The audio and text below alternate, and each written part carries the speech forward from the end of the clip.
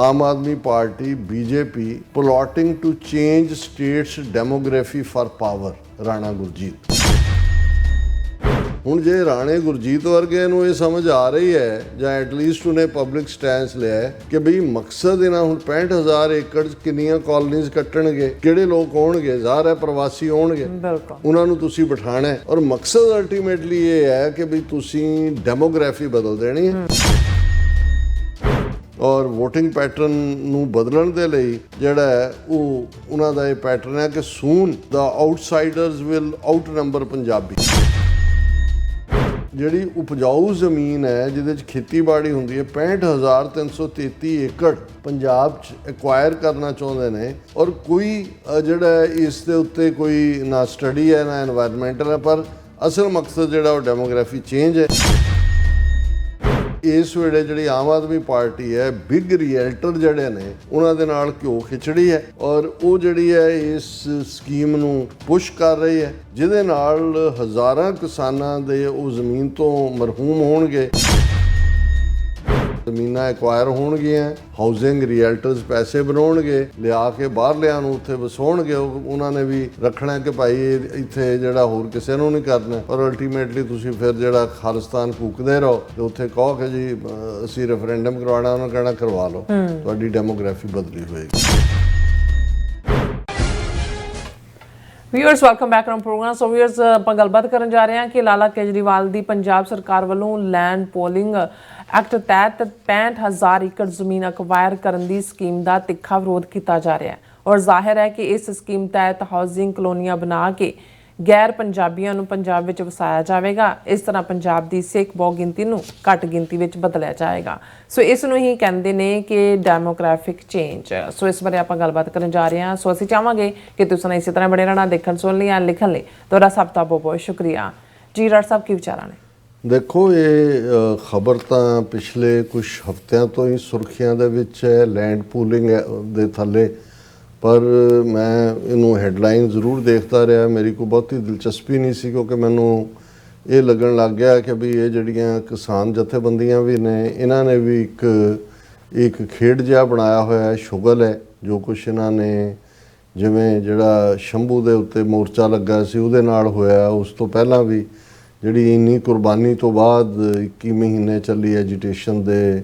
ਤੋਂ ਬਾਅਦ ਜੋ ਹਾਸਲ ਹੋਇਆ, ਜਿਵੇਂ ਕਿਸਾਨ ਜਥੇਬੰਦੀਆਂ ਨੇ ਰੋਲਿਆ ਔਰ ਬਾਅਦ ਦੇ ਵਿੱਚ ਇੱਕ ਦੂਸਰੇ ਦੇ ਜੁੰਡੀ ਹੋਣ ਦੀ ਲਾਈਨ। ਅਤੇ ਦੂਸਰਾ, ਕਈ ਵਾਰ ਤੁਹਾਨੂੰ ਇਹ ਵੀ ਲੱਗਣ ਲੱਗ ਜਾਂਦਾ ਕਿ ਵੀ ਜੇ ਲੋਕਾਂ ਦਾ ਸੈਂਸਿਟੀਵਿਟੀ ਲੈਵਲ ਇੰਨਾ ਕੁਛ ਹੋਣ ਦੇ ਬਾਵਜੂਦ ਜਿਹੜਾ ਉਹ ਕੋਈ ਨਹੀਂ ਹੈ ਅਤੇ ਕੋਈ ਬਹੁਤਾ ਫਰਕ ਨਹੀਂ ਪੈਂਦਾ ਵੀ ਕਾਂਗਰਸ ਨੇ ਕੀ ਕੀਤਾ ਜਾਂ ਦੂਜਿਆਂ ਨੇ ਕੀ ਕੀਤਾ। ਔਰ ਇਹਦੇ 'ਚ ਕੋਈ ਦੋ ਰਾਵਾਂ ਨਹੀਂ ਕਿ ਜੋ ਕੁਝ ਚੱਲ ਰਿਹਾ ਹੈ ਉਹਦੇ 'ਚ ਇੱਕ ਵੱਡਾ ਤਬਕਾ ਤਾਂ ਉਹਨਾਂ ਨੇ ਆਪਣਾ ਆਪਾ ਹਵਾਲੇ ਹੀ ਕੀਤਾ ਹੋਇਆ। ਪਿਛਲੇ ਕੱਲ੍ਹ ਹੀ ਇਤਫਾਕ ਹੋਇਆ ਸਰ ਹਰਚਰਨਜੀਤ ਸਿੰਘ ਧਾਮੀ ਜਿਹੜੇ ਦਲ ਖਾਲਸਾ ਦੇ ਪ੍ਰਮੁੱਖ ਆਗੂ ਨੇ, ਅਮਰੀਕਾ ਆਏ ਹੋਏ ਨੇ, ਉਹਨਾਂ ਦੇ ਨਾਲ ਮੁਲਾਕਾਤ ਦਾ 2-3 ਘੰਟੇ ਦੀ ਗੁਫ਼ਤਗੂ 'ਚ ਬਹੁਤ ਸਾਰੀ ਜਿਹੜੀ ਗਰਾਊਂਡ ਰਿਐਲਿਟੀ ਵੀ ਜਾਣਨ ਦੀ ਸਾਡੀ ਕੋਸ਼ਿਸ਼ ਹੁੰਦੀ ਹੈ। ਹਾਲਾਂ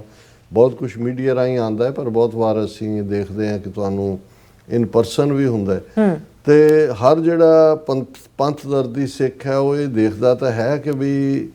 ਤਬਾਹੀ ਹੋ ਰਹੀ ਹੈ, ਸਾਡੇ ਹੋਮਲੈਂਡ ਦੀ ਤਬਾਹੀ ਹੋ ਰਹੀ ਹੈ, ਸਾਡੀ ਨਸਲ, ਜਨਰੇਸ਼ਨ, ਵੈਲਿਊਜ਼, ਅਕਾਲੀ ਦਲ ਜਿਹੜਾ ਇੱਕ ਸਦੀ ਜਿਸ ਜਿਹੜਾ ਸਿੱਖੀ ਵੈਲਿਊਜ਼ ਪੰਜ ਕਕਾਰੀ ਰੂਪ ਦੇ ਵਿੱਚ ਸੱਚ, ਹੱਕ, ਇਨਸਾਫ ਦਾ ਪਹਿਰੇਦਾਰ ਦਾ ਲਾਈਨ ਸੀ, ਕਿਸ ਲੈਵਲ ਦੀ ਡੀਜਨਰੇਸ਼ਨ ਹੈ। ਔਰ ਉਹਨਾਂ ਦਾ ਵੀ ਕਹਿਣਾ ਸੀ ਕਿ ਵੀ ਇੱਕ ਗੱਲ ਜਿਹੜੀ ਥੋੜ੍ਹੇ ਵੀ ਕੋਈ ਅਣਖੀ ਗੈਰਤਮੰਦ ਨੇ ਉਹਨਾਂ ਨੂੰ ਚੁੱਭਦੀ ਹੈ ਕਿ ਦਿੱਲੀ ਦਾ ਬਾਣੀਆ ਕੇਜਰੀਵਾਲ ਤਾਂ ਉਹਦੀ ਸਾਰੀ ਬਾਣੀਆਂ ਦੀ ਟੀਮ ਜਿਹੜੀ ਅਸਲ 'ਚ ਕੰਟਰੋਲ ਕਰ ਰਹੀ ਹੈ ਐਡਮਿਨਿਸਟ੍ਰੇਸ਼ਨ 'ਤੇ ਜਾਂ ਦੂਸਰੇ, ਕਿ ਵੀ ਅਸੀਂ ਅੱਜ ਇੰਨਾ ਜਿਹੜਾ ਉਹ ਹੀਣੇ ਹੋ ਗਏ ਹੈ ਜਾਂ ਅਸੀਂ ਡਿਸਪੋਜ਼ੈਸਡ ਹੈ ਹਰ ਪੱਖ ਤੋਂ ਕਿ ਵੀ ਸਾਡਾ ਕੋਈ ਹੈ ਹੀ ਨਹੀਂ। ਜਿਵੇਂ ਉਹਨਾਂ ਨੇ ਰਾਜ ਸਭਾ ਦੀਆਂ ਸੀਟਾਂ ਵੇਚੀਆਂ ਲਈਆਂ ਉਹਨਾਂ ਦੀ ਉਹ ਪੂਰੀ, ਔਰ ਇਹ ਹੁਣ ਕਿਸੇ ਨੂੰ ਭੁਲੇਖਾ ਨਹੀਂ ਹੈ ਕਿ ਕੇਜਰੀਵਾਲ ਤਾਂ RSS ਦੀ B ਟੀਮ ਹੈ, ਉਹ ਕੋਈ ਪੰਜਾਬ ਦਾ ਹਿਤੈਸ਼ੀ ਨਹੀਂ ਹੈ। ਅਤੇ ਜਿਹਨਾਂ ਨੂੰ ਮੂਹਰੇ ਭਗਵੰਤ ਮਾਨ ਦੂਜੇ ਤੀਜੇ ਦਾੜੀ ਕੱਟ ਸਵੇਰੇ ਕੋਈ ਪੱਗ ਬੰਨ੍ਹ ਜਾਂਦਾ ਉਹਦੇ ਸਿਰ 'ਤੇ, ਉਹ ਵੀ ਸ਼ਰਾਬ ਦੇ ਪੈਗ 'ਚੋਂ ਉੱਠਿਆ ਸਿਰ ਸੁਰ ਮਾਰ ਕੇ ਜਿਹੜਾ ਉਹਨੂੰ ਸਿੱਧੀ ਕਰਦਾ ਅਤੇ ਫਿਰ ਉਹ ਜਿਹੜਾ ਆਪਣਾ ਕਾਮਰੇਡੀ ਬ੍ਰਾਂਡ ਜਿਹੜਾ ਕਮੇਡੀਅਨ ਜੋਕ ਸੁਣਾ ਰਿਹਾ ਹੁੰਦਾ, ਉਹਦੇ ਬਹੁਤ ਸਾਰੇ ਪਾਰਟ ਵੀ ਕਿਸ ਲੈਵਲ ਦੇ ਚੈਲੰਜਸ ਦੇ ਹੁੰਦੇ ਆ, ਕਿਸ ਲੈਵਲ ਦੀ ਲੀਡਰਸ਼ਿਪ ਸਾਡੇ ਸਾਹਮਣੇ। ਔਰ ਮੈਨੂੰ ਇਸ ਗੱਲ ਦਾ ਇਹ ਹੁੰਦਾ ਕਿ ਵੀ ਇਹ ਜਿਹੜੇ ਈਵਨ ਕੋਈ ਕਾਂਗਰਸ 'ਚ ਬੈਠਾ ਹੈ, ਅਕਾਲੀਆਂ ਦਾ ਤਾਂ ਛੱਡੋ, ਸੁਖਬੀਰ ਬਾਦਲ ਜਾਂ ਦੂਜੇ ਦਾ, ਜਾਂ ਈਵਨ ਆਮ ਆਦਮੀ ਪਾਰਟੀ 'ਚ ਵੀ ਜੇ ਕੋਈ ਇੱਕ ਦੋ, ਜਿਵੇਂ ਹੁਣ ਉਹਨਾਂ ਦਾ ਕੰਗ ਲਾਸਟ ਨੇਮ ਹੈ ਉਹਦਾ, ਉਹ MP ਸ਼ਾਇਦ ਅਨੰਦਪੁਰ ਸਾਹਿਬ ਤੋਂ ਹੈ ਆਮ ਆਦਮੀ ਪਾਰਟੀ ਦਾ। ਹੁਣ ਇਹ ਜਿਹੜੀ so called land pooling scheme ਹੈ, ਜਿਹਦੇ ਬਾਰੇ ਮੈਂ ਕੋਈ ਬਹੁਤਾ ਜਾਣਨਾ ਨਹੀਂ ਸੀ ਚਾਹਿਆ, ਮੈਂ ਹੁਣ ਇਸ ਲਈ ਅੱਜ ਮੈਂ ਇਸ ਨੂੰ ਦੇਖਿਆ ਜਦੋਂ ਕਿ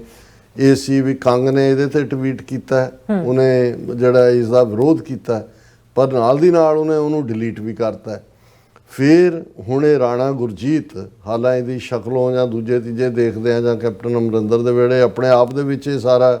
ਮਾਫੀਆ ਟੋਲਾ ਹੈ, ਉੱਥੋਂ UP ਕੇ ਕਿੱਥੋਂ ਆਇਆ ਹੈ, ਔਰ ਇੱਥੇ ਵੀ ਜਿਹੜਾ ਉਹ ਕੋਈ ਡਿਸਟਿਲਰੀ ਤੇ ਕੋਈ ਦੂਜੇ ਤੀਜੇ ਪੂਰੇ ਗੈਂਗ ਲੈਂਡ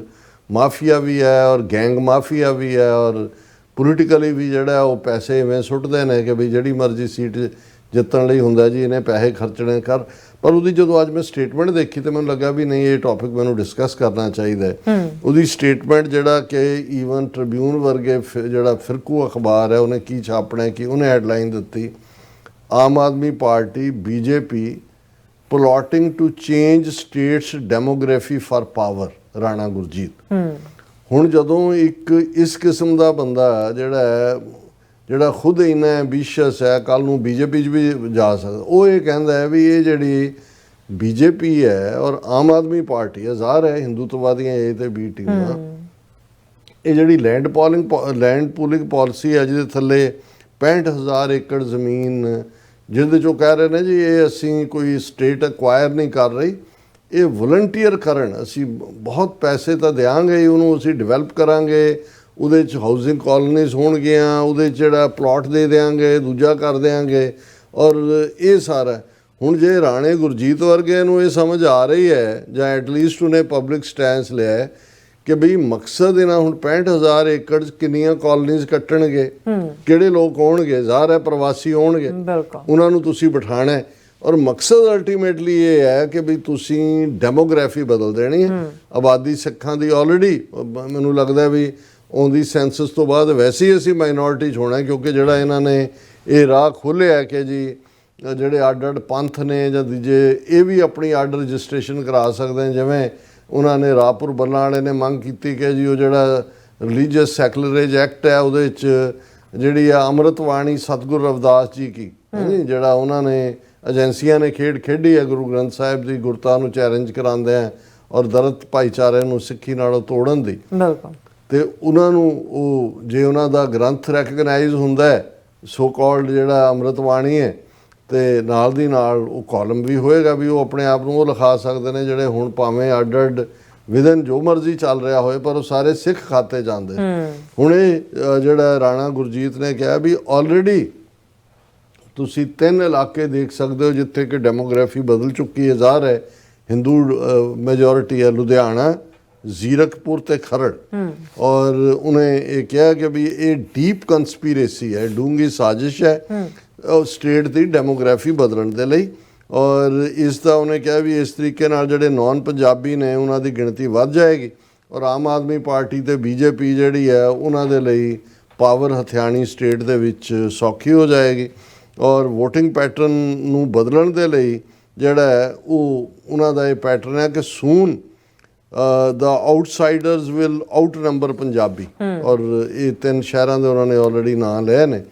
ਫਿਰ ਕਿਹਾ ਕਿ ਵੀ ਇਹ ਜਿਹੜੀ ਨਾ ਸਟੇਟ ਗਵਰਨਮੈਂਟ ਨੇ ਕੋਈ ਸੋਸ਼ਲ ਸਟੱਡੀਜ਼ ਇਹਦੇ ਉੱਤੇ ਕਰਵਾਈਆਂ ਜ਼ਮੀਨ ਐਕਵਾਇਰ ਕਰਕੇ ਹਾਊਸਿੰਗ ਕਾਲੋਨੀ ਬਣਾਉਣ ਦਾ, ਨਾ ਐਨਵਾਇਰਨਮੈਂਟਲ ਸਟੱਡੀਜ਼ ਹੋਈਆਂ,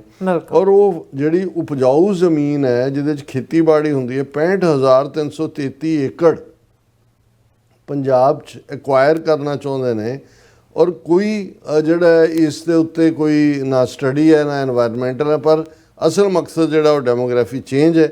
ਉਹਨਾਂ ਨੇ ਕਿਹਾ ਕਿ ਵੀ ਇਸ ਵੇਲੇ ਜਿਹੜੀ ਆਮ ਆਦਮੀ ਪਾਰਟੀ ਹੈ ਬਿਗ ਰੀਅਲਟਰ ਜਿਹੜੇ ਨੇ ਉਹਨਾਂ ਦੇ ਨਾਲ ਘਿਓ ਖਿਚੜੀ ਹੈ, ਔਰ ਉਹ ਜਿਹੜੀ ਹੈ ਇਸ ਸਕੀਮ ਨੂੰ ਪੁਸ਼ ਕਰ ਰਹੀ ਹੈ ਜਿਹਦੇ ਨਾਲ ਹਜ਼ਾਰਾਂ ਕਿਸਾਨਾਂ ਦੇ ਉਹ ਜ਼ਮੀਨ ਤੋਂ ਮਰਹੂਮ ਹੋਣਗੇ, ਔਰ ਇਹ ਸਾਰੇ ਤੋਂ ਉਹਨਾਂ ਨੇ ਕਿਹਾ ਵੀ ਇਸ ਦੇ ਪਿੱਛੇ ਹੈ ਕਿ ਇੰਨੀ ਕਿਉਂ ਪੁਸ਼ ਕੀਤਾ ਜਾ ਰਿਹਾ ਹੈ, ਕਿਉਂ ਇੱਕਦਮ ਇਹ ਡਿਮਾਂਡ ਉਹਨੂੰ ਕਿਹਾ ਜੀ 1966 ਦਾ ਪੰਜਾਬ ਬਣਿਆ ਹੈ,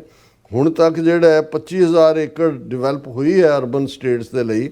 ਲੇਕਿਨ ਅਜੇ ਵੀ ਜਿਹੜਾ ਜ਼ਮੀਨ ਪਈ ਹੋਈ ਹੈ ਔਰ ਤੁਸੀਂ ਹੋਰ 65,000 ਏਕੜ ਕਿਉਂ ਕਰ ਰਹੇ ਹੋ। ਔਰ ਇਸ ਦੇ ਉੱਤੇ ਹੁਣ ਪੰਜਾਬ 'ਚ ਇੱਕ ਮੋਮੈਂਟਮ ਬਣਨੀ ਸ਼ੁਰੂ ਹੋਈ ਹੈ। ਸੁਖਬੀਰ ਬਾਦਲ ਦੇ ਧੜੇ ਨੇ ਵੀ ਅੱਜ ਜਿਹੜਾ ਮੋਹਾਲੀ ਦੇ ਵਿੱਚ ਪ੍ਰੋਟੈਸਟ ਕੀਤਾ ਹੈ ਔਰ ਉਹਦੇ 'ਚ ਉਹਨੇ ਕਿਹਾ ਜੀ ਵਾਂਟ ਅਲਾਓ ਲੈਂਡ ਲੂਟ, ਅਸੀਂ ਇਹ ਅਲਾਓ ਨਹੀਂ ਕਰਾਂਗੇ। ਔਰ ਆਉਣ ਵਾਲੇ ਦਿਨਾਂ ਦੇ ਵਿੱਚ ਵੀ ਉਹਨਾਂ ਨੇ ਜਿਹੜਾ ਹੈ ਉਹ ਇਸ ਦੇ ਉੱਤੇ ਹੋਰ ਥਾਵਾਂ ਦੇ ਉੱਤੇ ਵੀ ਮੁਜ਼ਾਹਰੇ ਵਗੈਰਾ ਕਰਨ ਦੀ ਲਾਈਨ ਦਿੱਤੀ ਹੈ। ਹਾਲਾਂਕਿ ਅੱਜ ਨਰਿੰਦਰ ਮੋਦੀ ਨੇ ਬੀਬੀ ਹਰਸਿਮਰਤ ਕੌਰ ਬਾਦਲ ਨੂੰ ਉਹਦੇ ਜਨਮ ਦਿਨ ਦੀ ਵਧਾਈ ਦਿੱਤੀ, ਉਹਨੂੰ ਬਾਕੀ ਭੁੱਲ ਜਾਂਦੇ ਨੇ, ਉਹ ਬੜਾ ਚੰਗਾ ਯਾਦ ਰੱਖਿਆ। ਉਹ ਤੋਂ ਮੈਨੂੰ ਲੱਗਦਾ ਹੈ ਕਿ ਵੀ ਇਹਨਾਂ ਦਾ ਬੀਜੇਪੀ ਅਕਾਲੀਆਂ ਦਾ ਅਲਾਇੰਸ ਵੀ ਹੋ ਸਕਦਾ ਹੈ, ਜਿਹਦੀਆਂ ਕਾਫੀ ਸੰਭਾਵਨਾਵਾਂ ਨੇ। ਔਰ ਇਸ ਦੇ ਉੱਤੇ ਈਵਨ ਕਿਸਾਨੀ ਜਥੇਬੰਦੀਆਂ ਜਿਹੜੀਆਂ ਇੱਕ ਦੂਜੇ ਨਾਲ ਝੁੰਡੋ ਝੁੰਡੀ ਸੀ, ਹੁਣ ਉਹ ਇਕੱਠੀਆਂ ਹੋਈਆਂ। ਉਹਨਾਂ ਨੇ ਆਲਰੇਡੀ 30 ਜੁਲਾਈ ਨੂੰ ਜਿੱਥੇ ਜ਼ਮੀਨ ਉਹਨਾਂ ਨੇ ਐਕਵਾਇਰ ਕਰਨੀ ਹੈ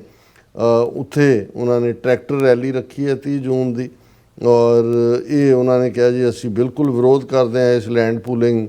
ਸਕੀਮ ਦਾ। ਔਰ ਇਹ ਜਿਹੜਾ ਇਸ ਦੇ ਉੱਤੇ ਜਿਹੜੀ ਸੰਯੁਕਤ ਕਿਸਾਨ ਮੋਰਚੇ ਦੀ ਸੈਂਟਰਲ ਬਾਡੀ ਹੈ ਉਹਨਾਂ ਨੇ ਵੀ ਲਾਈਨ ਲਈ ਹੈ। ਸੋ ਮੈਂ ਸਮਝਦਾ ਵੀ ਇਹ ਨਜ਼ਰ ਆ ਰਿਹਾ ਸਾਹਮਣੇ ਕੀ ਹੈ, ਪਰ ਅਸੀਂ ਸਾਡਾ ਇੱਕ ਵੱਡਾ ਤਬਕਾ ਉਹਨਾਂ ਨੂੰ ਕੋਈ ਲਾਗਾ ਦੇਗਾ ਨਹੀਂ। ਔਰ ਹੋਣਾ ਇਹ ਹੈ, ਹਾਲਾਂਕਿ ਕਿਹਾ ਇਹ ਜਾ ਰਿਹਾ ਕਿ ਵਲੰਟੈਰਲੀ ਦੇਣਗੇ। ਹੁਣ ਉੱਥੇ ਵਲੰਟੈਰਲੀ ਦਾ ਵੀ ਇਹ ਹੈ ਵੀ ਤੁਸੀਂ 10-10 ਗੁਣਾ ਜ਼ਮੀਨ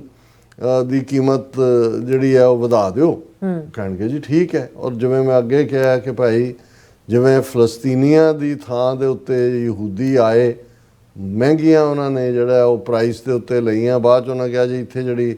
ਫੈਕਟਰੀ ਬਣੇਗੀ ਉਹਦੇ 'ਚ ਕਿਸੇ ਨੂੰ ਨਾਨ ਯਹੂਦੀ ਨੂੰ ਨਹੀਂ ਰੱਖਣਾ। ਔਰ ਹੌਲੀ ਹੌਲੀ ਉਹ ਧੱਕੇ ਵੀ ਜਾਂਦੇ ਰਹੇ, ਜਿਹੜੇ ਰਹਿ ਗਏ ਨੇ ਹੁਣ ਧੱਕੇ ਜਾ ਰਹੇ ਨੇ। ਇਹੀ ਹਾਲ ਹੋਏਗਾ, ਇਹ ਜ਼ਮੀਨਾਂ ਐਕਵਾਇਰ ਹੋਣਗੀਆਂ, ਹਾਊਸਿੰਗ ਰੀਅਲਟਰਸ ਪੈਸੇ ਬਣਾਉਣਗੇ, ਲਿਆ ਕੇ ਬਾਹਰਲਿਆਂ ਨੂੰ ਉੱਥੇ ਵਸਾਉਣਗੇ। ਉਹਨਾਂ ਨੇ ਵੀ ਰੱਖਣਾ ਕਿ ਭਾਈ ਇੱਥੇ ਜਿਹੜਾ ਹੋਰ ਕਿਸੇ ਨੂੰ ਨਹੀਂ ਕਰਨਾ। ਔਰ ਅਲਟੀਮੇਟਲੀ ਤੁਸੀਂ ਫਿਰ ਜਿਹੜਾ ਖਾਲਿਸਤਾਨ ਕੂਕਦੇ ਰਹੋ ਤੇ ਉੱਥੇ ਕਹੋ ਕਿ ਜੀ ਅਸੀਂ ਰੈਫਰੈਂਡਮ ਕਰਵਾਉਣਾ, ਉਹਨਾਂ ਕਹਿਣਾ ਕਰਵਾ ਲਓ, ਤੁਹਾਡੀ ਡੈਮੋਗ੍ਰਾਫੀ ਬਦਲੀ ਹੋਏਗੀ। ਜੀ ਰਾਜ ਸਾਹਿਬ ਬਿਲਕੁਲ। ਸੋ ਥਲੇ ਬ੍ਰੇਕ ਵਿਊਅਰਸ ਤੁਸੀਂ ਇਸੇ ਤਰ੍ਹਾਂ ਜੁੜੇ ਰਹਿਣਾ, ਮਿਲਦੇ ਹਾਂ ਛੋਟੇ ਜਿਹੇ ਬ੍ਰੇਕ ਤੋਂ ਬਾਅਦ।